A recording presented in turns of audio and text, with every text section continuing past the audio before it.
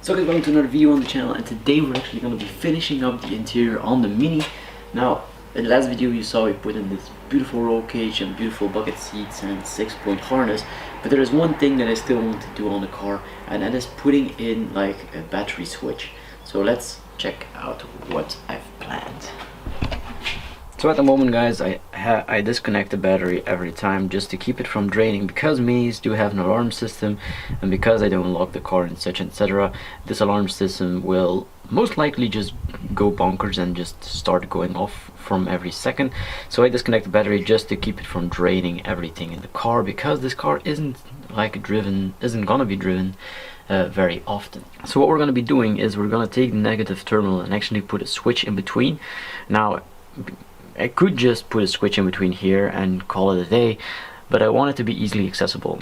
So now normally on race cars you will find these switches like outside the car, but because it's an enthusiast car and I just want to have like a master switch in the car, I'm actually thinking of putting it in the rear cup holder, like right behind the handbrake. So let me show you what I got for that. So guys, as you can see, I already did some preparation. So I got the two cables, one to go from the chassis to the switch, and then from the switch to the battery, but I still need to put on the battery terminal. Then we got the switch right here, which is your standard like battery interruption switch.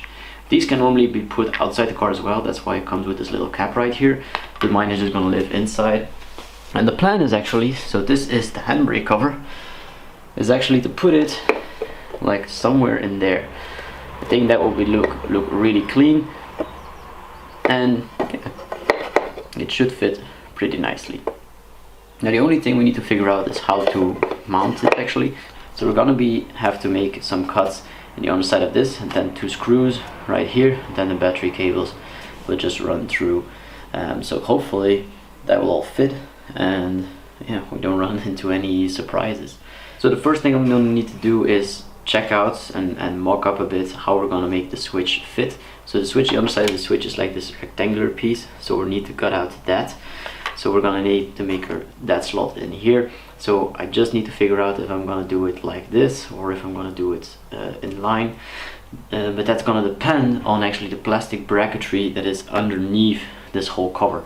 So I'm gonna have to fiddle around a bit, and I'll show you guys what I come up with in just a minute. So after fitting this all up, this is what I actually came up with. So I actually just drilled two holes, because when I measured it, like if I were to cut it out and put this surface flat with the bottom side of the cup holder, it would actually hit the underlying plastics, and that's something that I want to, well, try not to have. So what I came up with, guys, is just drilling the two holes.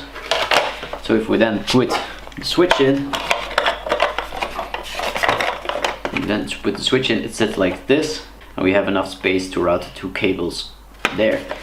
And that's actually what I'm gonna do next. So I'm gonna look into routing these two cables that I prepared through the car, and I'm gonna in the meantime also put the new battery terminal on there. But first, let me show you how we're gonna route this.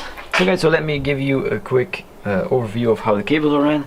So that one is attached to the chassis. I used a few of the chassis hooks from like this trunk hook, I guess.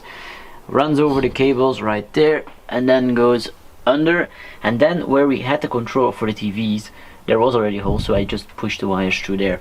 And then for the battery terminal, I have the new battery terminal on here. We then go again through a trunk hook, go again over the cables, and the same routing to underneath there. So that's all ready to go.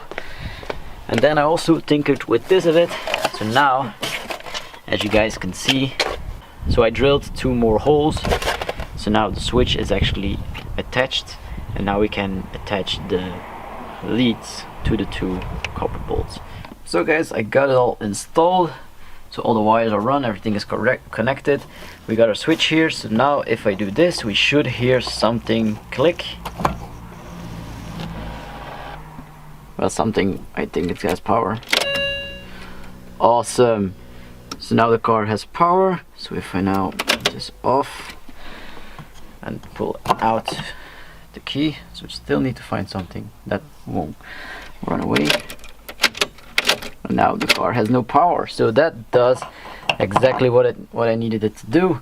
and it's like nice and cleanly worked away in the cup holder. Still need to put back like the boot for the handbrake, but that all looks pretty nice.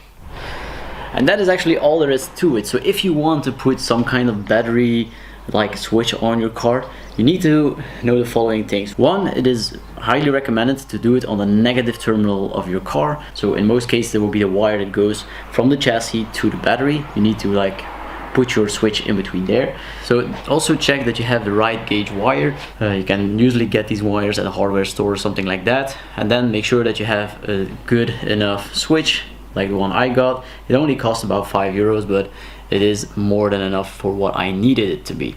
So I hope you guys all enjoyed this short video.